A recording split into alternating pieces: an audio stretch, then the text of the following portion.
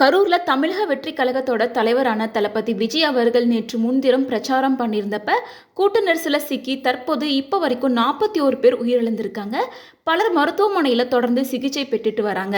இந்த நிலையில் நடிகர் கயாட் இந்த சம்பவம் பற்றி சொல்லியிருக்கிற கருத்துக்கள் சர்ச்சையை ஏற்படுத்தியிருக்க நிலையில அவங்களே இது பற்றி விளக்கம் கொடுத்திருக்காங்க. கடந்த பிப்ரவரி மாதத்தில் வெளியான டிராகன் படம் மூலமா பாப்புலரான ஆக்ட்ரஸ் தான் கயாட். தற்போது தமிழ், மலையாளம், தெலுங்கு போன்ற மொழிகளில் நடிச்சு ரொம்பவே பாப்புலராக இருந்துட்டு இருக்காங்க. இந்நிலையில் நேற்று செப்டம்பர் 2025-27 கரூர்ல தமிழக வெற்றி கழகத்தோட பிரச்சாரம் நடந்திருந்தது. இந்த பேரணியில மூச்சு திணறி தற்போது இப்போ வரைக்கும் 41 பேர் உயிரிழந்திருக்காங்க. இந்த சம்பவம் ஒட்டுமொத்த இந்தியாவையும் கலங்க வச்சிருக்கு. இந்த துயர சம்பவத்துக்கு அப்புறமா அரசியல் மற்றும் சினிமா பிரபலங்கள் பலருமே இரங்கல் தெரிவித்து அவங்களோட கருத்துக்களையும் சொல்லிட்டு வராங்க.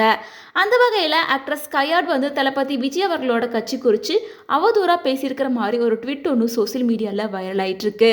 அதில் உயிரிழந்தவர்களோட குடும்பத்துக்கு என்னோட ஆழ்ந்த இரங்கல்கள்.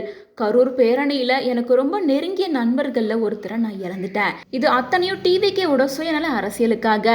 விஜய், மக்கள் உங்களை நட்சத்திர அந்தஸ்துக்காக வெறும் காட்சி பொருளா அல்ல, உங்களோட இந்த பசிக்காக இன்னும் எத்தனை உயிர்கள் அப்படின்னு ஒரு ட்வீட் வைரலாக இருந்துச்சு. இதில் கயாட் தற்போது ஒரு போஸ்டை போட்டிருக்காங்க. அதில் என் பேரில் வலம் வந்துட்டு இருக்க ட்விட்டர் கணக்கு என்னோடதே கிடையாது, அதுக்கும் எனக்கும் எந்த ஒரு தொடர்பும் இல்லை, அதில் கூறப்பட்டது நான் சொன்னதே கிடையாது.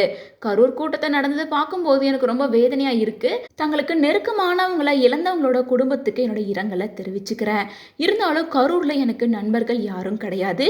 என் பேரில் பரப்பப்பட்ட அந்த செய்தி முற்றிலும் பொய் தான். தயவு செஞ்சு அதை யாரும் நம்பவோ ஷேர் செய்யவோ வேண்டாம். வேதனையில் இருக்கிற குடும்பத்துக்காக நான் பிரார்த்தனை பண்ணிக்கிறேன் அப்படின்னு சொல்லியிருக்காங்க.